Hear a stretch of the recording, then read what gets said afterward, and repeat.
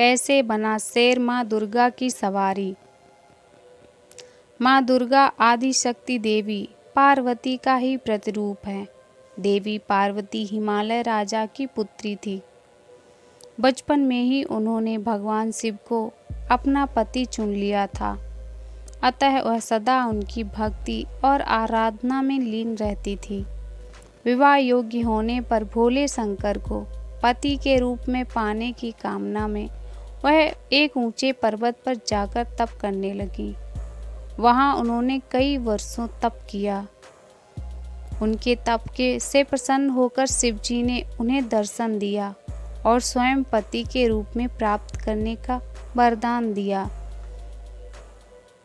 इसके उपरांत दोनों का विवाह बड़ी ही धूमधाम से संपन्न हुआ, जिसमें सारे देवी देवता, ऋषिगण और शिवगण सम्मिलित हुए। विवाह उपरांत उनके 2 पुत्र श्री गणेश और कार्तिकेय हुए। भगवान शिव को पति स्वरूप प्राप्ति के लिए कई वर्षों तक किए गए कठोर तप के फलस्वरूप देवी पार्वती का गौरवर्ण सांवला हो गया था। एक दिन कैलाश पर्वत पर बैठकर हास परिहास करते समय भगवान शिव ने माता पार्वती को काली कह दिया। स्वयं के लिए काली संबोधन सुन देवी पार्वती रुष्ट हो गईं और गौरवर्ण की प्राप्ति के लिए कैलाश छोड़कर तपस्या करने वन में चली गईं।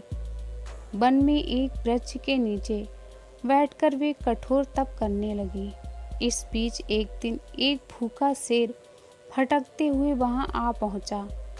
देवी पार्वती को देख उनका भक्षण कर अपनी सुधा शांत करने की मनसा से वह उनके समीप पहुंचा, किंतु देवी पार्वती के तप का तेज इतना था कि वह शेर उनका भक्षण न कर सका और वहीं बैठकर उनकी तपस्या समाप्ति की प्रतीक्षा करने लगा।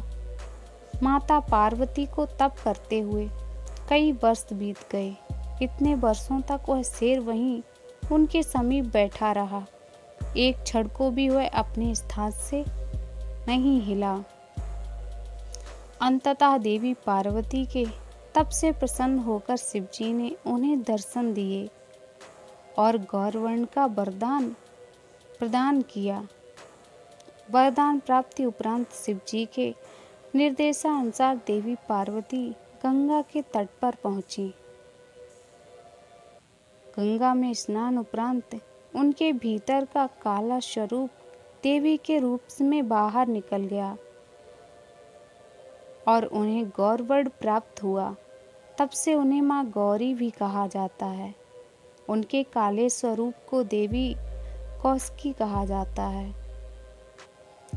जब माता पार्वती स्नान कर बाहर आई तो अपने तप स्थल पर एक शेर को बैठा हुआ पाया।